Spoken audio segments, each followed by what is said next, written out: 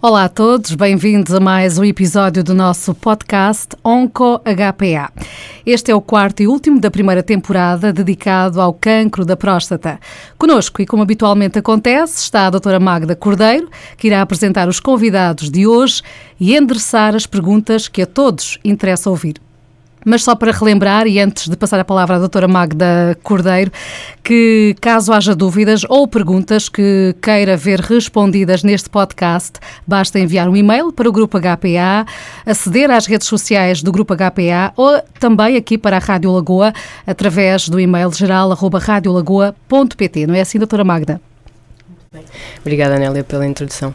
Pois muito bem-vindos ao quarto e último episódio desta primeira temporada do nosso podcast de Oncologia, que temos vindo a dedicar ao câncer da próstata. No episódio de hoje vamos destacar a importância e o papel da equipa multidisciplinar na abordagem desta patologia tão frequente na nossa população. E para isso temos aqui 3 convidados muito especiais, com quem é uma honra contar. O Dr. Miguel Coutinho, que é neuropsicólogo nas unidades do Grupo HPA e presidente da Delegação Regional do Sul da Ordem dos Psicólogos, a fisioterapeuta Joana Pacheco, especialista em saúde pélvica, tanto masculina como feminina, e a enfermeira Marta Rodrigues, que é a enfermeira responsável do Hospital de Dia de Oncologia da Unidade de Alvor. Muito obrigada aos 3 por estarem connosco e terem aceito este convite que vos lançamos com tanto entusiasmo. E começamos com o Miguel, então. Miguel, para contextualizar os nossos doentes, de que maneira é que este diagnóstico, portanto, o diagnóstico desta doença pode impactar a nível emocional e social um homem que acaba de receber a notícia numa consulta desta natureza?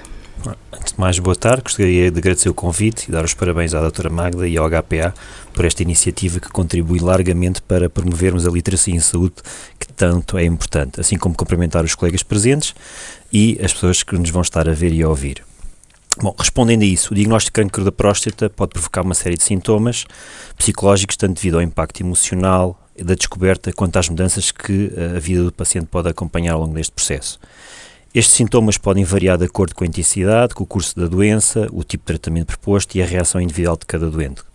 Na reação individual de cada doente é um processo multifatorial, depende da experiência prévia em relação a pacientes com cancro, depende da própria experiência, depende da sua própria, se já teve ou não alguns sintomas psicológicos e isso vai influenciar da forma como vai conseguir adaptar-se a esta situação. Esta adaptação, estas reações podem contemplar sintomas de ansiedade. Esses sintomas de ansiedade são associados à incerteza sobre o futuro e o medo da morte, a preocupação com a eficácia do tratamento, a possibilidade de repetição do episódio, o impacto da doença e na sua qualidade de vida. Podemos também ter reações depressivas, associadas a sentimentos de tristeza, desânimo e perda de interesse em atividades que antes eram prazerosas. A depressão pode ser desencadeada por uma percepção de perda de controle sobre a saúde e o medo da mudança, das mudanças possíveis, mudanças físicas e sexuais, porque por vezes não temos mudanças ainda, mas temos a possibilidade de haver mudanças ou a antecipação das mudanças. Muitas vezes nós falamos também num luto antecipatório. Não há motivo para um luto, mas o luto antecipatório é um conjunto de pensamentos que emergem na cabeça dos pacientes ou doentes e acaba, de certa forma, por viverem esta vivência depressiva associada a este pensamento.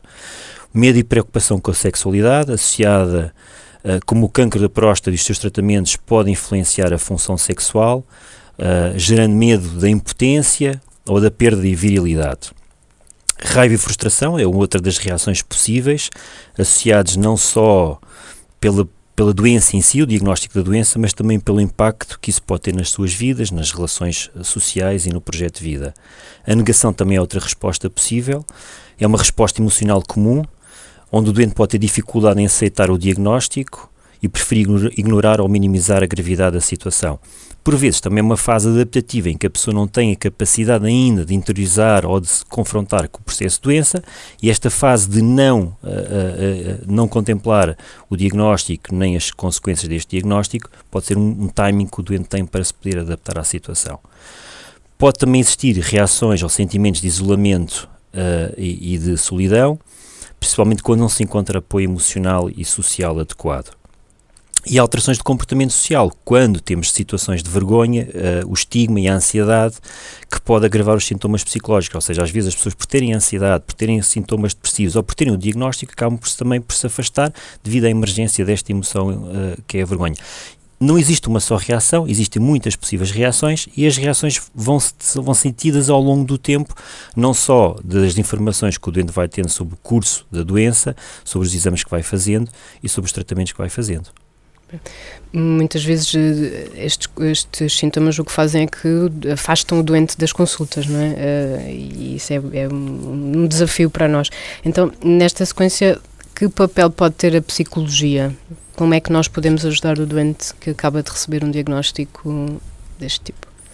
A intervenção psicológica no cancro da próstata pode ser feito de diferentes níveis. A abordagem psicológica visa vários objetivos, portanto, reduzir o sofrimento psicológico, melhorar a qualidade de vida do doente e lidar com as mudanças físicas, emocionais e sociais que podem daí advir. Que ferramentas ou que estratégias é que nós temos? Algumas delas estão em comum com aquilo que a equipa médica faz, com os fisioterapeutas, os enfermeiros, a nível da psicoeducação. Provavelmente os colegas vão falar muito sobre o papel da informação na capacidade que dá ao doente tomar decisões informadas e ao longo do processo, tendo em conta que o nosso papel aqui como psicólogos é ter em conta qual é que é a informação que foi percebida pelo doente, porque por vezes numa frase o doente foca-se numa parte do doente. Lembro-me recentemente de uma situação em que de tudo aquilo que foi dito, o doente guardou na sua informação, não vai morrer com isto. E tudo o resto, que era o tratamento e o tipo de tratamento que era preciso realizar, parece que não ficou retido na informação. Portanto, e o nosso trabalho foi depois trabalhar essa informação, quais serão os procedimentos que seriam necessários para trabalhar. A informação foi cedida, neste caso pelo colega que é médico, mas o doente, na sua capacidade que tem naquele momento e face à confrontação com o diagnóstico, não conseguiu reter essa informação. Portanto, a psicoeducação é extremamente importante. A terapia cognitivo comportamental o que é que vai permitir? Vai permitir, de certa forma, identificar e modificar pensamentos negativos, distorções cognitivas, ou seja, pensamentos menos adaptados à realidade que o doente pode ter em relação ao processo do tratamento, em relação ao diagnóstico realizado, em relação aos desafios que vêm, em relação à sua própria condição de vida e ao papel que tem. Outra das abordagens realizadas, não menos importante, é o aconselhamento sexual. E aqui o que é importante? É importante perceber que há muito medo em relação à parte que é o desempenho sexual e que a intimidade sexual pode contemplar a proximidade do casal, pode implicar apenas o tocar, o abraço, o beijo e não outro tipo de práticas sexuais que podem estar impossibilitadas momentaneamente. E este aconselhamento, este incentivo à intimidade é extremamente importante e que eu nomeio como é importante. Depois, o apoio à família também é importante. Já não falando às vezes do apoio aos técnicos também, que é importante trabalharmos em equipa multidisciplinar e de falar de casos que às vezes são de pessoas que são próximas de nós, porque senão nenhum está imune, não é? Os homens não estão imunes a esta problemática. Portanto, e às vezes acontece que temos colegas de trabalho, temos pessoas conhecidas, familiares e amigos de familiares neste processo. E por vezes também precisamos de ajudar de informação muito específica, como, por exemplo, como ajudar na adaptação psicológica daquela pessoa com aquelas características, como ajudar a família a adaptar-se àquele ciclo de tratamento e de diagnóstico. Portanto, e o nosso papel pode ser em diferentes níveis em função das necessidades ou das necessidades identificadas em cada situação. A consulta de psicologia, para existir, não precisa haver sintomas. Nós podemos fazer uma abordagem inicial para perceber e conhecer aquela família, aquela dinâmica, aquelas pessoas e perceber até fatores prévios que podem indicar ou não e facilitar a adaptação ao tratamento e ao diagnóstico.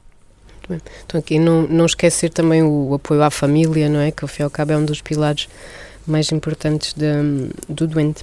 Joana, passando aqui uma componente um bocadinho mais funcional, quais é que são os potenciais alvos de atuação de um fisioterapeuta nesta história toda e quando um doente é tratado sobretudo por cancro da próstata? Portanto, antes de mais, muito obrigada pelo convite e parabéns por toda esta iniciativa, ok? Aqui, tanto a cirurgia como outros tratamentos do cancro da próstata deixam sequelas funcionais que afetam a qualidade de vida destes doentes. A fisioterapia foca-se nestas alterações funcionais. Assim, nestes doentes, após o tratamento, os nossos potenciais alvos são aquelas disfunções que também já foram abordadas aqui, como a incontinência urinária, que é a mais comum, a disfunção sexual, a dor pélvica e a dor lombar. Qual é o nosso grande foco de trabalho na fisioterapia? É o pavimento pélvico, e isto do pavimento pélvico é o quê? É um conjunto de músculos que trabalham em conjunto e garantem o controle do esfíncter, permitem a ereção, a atividade sexual e dão o nosso suporte postural. Nos tratamentos do cancro, estes músculos são afetados e assim podem perder a sua função, levando a disfunções nas alterações urinárias, defecatórias e sexuais. As perdas de urina é aquilo pelo qual os nossos doentes mais nos procuram, e que podem ser ao esforço, por exemplo, quando se levantam do carro ou levantam-se de uma cadeira, ou então estão em pé e a perder urina, e também pode estar associado a uma urgência, que é estamos aqui e ficam aflitos perdendo urina do momento. A função sexual pode também ficar comprometida pelas alterações a nível dos nervos e da vascularização da região, e afetando também muito a autoestima e a intimidade dos nossos doentes. A dor pélvica também pode surgir, e a dor lombar, por fibroses e alterações a nível de toda aquela zona muscular. Claro que estes sintomas, em alguns doentes têm um sintoma, outros doentes têm todos os sintomas, e temos que perceber aqui o que é que está a afetar o nosso doente em questão. A nossa ideia da fisioterapia é diminuir estas disfunções ao máximo, ok? E restituindo a função muscular e melhorar a qualidade de vida destes doentes. Então, nesse sentido, o que é que nós podemos oferecer aos doentes, exatamente, para tentar ultrapassar estes alvos, estes desafios? Claro que a fisioterapia é muito mais só que restituir a função muscular, ok? É devolver um bocadinho desta autonomia e da autoestima e confiança ao doente. Independente dos sintomas, começamos com uma avaliação clínica do doente, os seus hábitos de vida diário, o seu estilo de vida, para termos aqui um historial e contexto. Ok, depois o que é que começamos por avaliar? Avaliamos também muito musculatura abdominal, percebemos como é que estão aqueles músculos pélvicos, se contraem, se não contraem, se o doente tem capacidade de relaxar, se tem a capacidade de coordenar com os seus movimentos do dia a dia. Usamos depois técnicas mais específicas, como o treino de musculatura de pavimento pélvico, que são exercícios específicos daquela zona para ganharmos força e coordenação, em que podemos fazer estes exercícios deitado, de pé, ou até mesmo em algumas atividades que o doente perca ou que tenha mais dificuldade. Usamos também eletroestimulação desta musculatura para ajudarmos a dar um bocadinho de consciência da zona e ajudar a ter ali algum controle muscular. Usamos uma ferramenta que eu, por acaso, gosto muito de usar, porque esta acho que é muito dinâmica, que nós chamamos o biofeedback, que basicamente consiste em colocarmos uma sonda nesta musculatura do doente, e o doente, através de um ecrã do computador, consegue perceber se está ou não a controlar a musculatura, a contrair e a relaxar. Aquilo até fica a parecer assim um jogo do Super Mario, em que depois o doente pode apanhar as moedas e apanhar os passarinhos e tudo mais, e então dá um estímulo para começarmos a controlar esta musculatura. Usamos também técnicas para aumentar a vascularização na zona, porque, como já vimos, isto pode levar a uma disfunção erétil e afeta muito os nossos doentes. Quanto à dor pélvica e à dor lombar, usamos técnicas como massagem, libertação miofascial e alguns exercícios de mobilidade para diminuir aqui um bocadinho esta dor. É claro, e eu digo sempre isto, e o Miguel também já falou sobre isto, que é a educação. É muito importante, nas primeiras sessões de fisioterapia, nós educarmos este doente. É muito importante o doente perceber porque é que eu perco urina, porque é que eu tenho uma disfunção erétil, porque é que eu tenho uma dor, porque isto é muito trabalho de equipa, e eu digo isto muito aos doentes, que eu estou a guiar, mas é muito importante o doente perceber e fazer os exercícios também em casa. E se o doente não perceber toda esta fisiologia que está por trás e porque é que ele tem estes sintomas, os exercícios em casa também não fazem sentido. Pronto, por isso eu digo muitas vezes que a educação é a nossa maior ferramenta. Ok. Depois, com todo este conjunto, a ideia é a pessoa o nosso doente ter o máximo de qualidade de vida e restabelecer a qualidade de vida anterior, não é? De certa forma até reconfortante saber que há aqui um grau de reversibilidade destes efeitos secundários, não é? E que podemos contar com a equipa para tentar mitigá-los. Marta, muitas vezes são os enfermeiros que gerem cerca de 80 a 90% das interações dos doentes com o hospital, doente oncológico com o hospital, não é? Sobretudo o hospital de dia, porque estão na linha da frente, porque recebem os telefonemas, porque às vezes estabelecem uma relação de mais proximidade com o enfermeiro. Isso tem os seus desafios, mas ainda bem que estão lá e que podemos contar convosco. Quais é que são os principais sintomas e efeitos secundários dos medicamentos que utilizamos, ou seja, que os oncologistas prescrevem no tratamento do cancro da próstata? Olá, boa tarde a todos os presentes. Doutora Magda, obrigado pelo convite em estar aqui hoje nesta iniciativa. Tenho muita honra em participar. É verdade, realmente o enfermeiro está ali na linha da frente e nós no HPA temos uma proximidade muito marcada com o paciente e com a família, portanto tentamos sempre de alguma forma criar uma relação empática para promover o bem-estar do paciente. A verdade, os medicamentos que vocês oncologistas que são prescritos realmente podem provocar efeitos secundários, mas também é importante, e quando eu estava aqui a fazer a minha pesquisa, também é importante realçar que estes efeitos dependem do tipo de medicamentos, porque existem vários medicamentos e podem variar de pessoa para pessoa. Os medicamentos afetam as pessoas de maneiras diferentes e não é possível dizer com antecedência quem terá efeitos secundários, quais e com que gravidade, porque a enumerar a lista pareceu-me assim um bocadinho demasiada e é importante ter isso em conta, que cada pessoa é um ser individual. Também é importante aqui realçar que os efeitos secundários são potencialmente reversíveis uma vez que o tratamento é suspenso e mais facilmente controlados quanto mais precocemente detectados, e aí é que também surge muito a questão do papel do enfermeiro. Então, não querendo falar de alguns dos sintomas que já foram aqui falados pelos meus colegas, só falar naqueles mais que nós normalmente dia a dia mais observamos. E então, existem destes medicamentos alterações dos valores da tensão arterial, alterações hematológicas, nomeadamente neutropénias, que são uma diminuição do sistema imunitário, e a anemia, que é conhecida pela diminuição dos glóbulos vermelhos, mas isto é controlado através de análises clínicas feitas prévias a cada tratamento.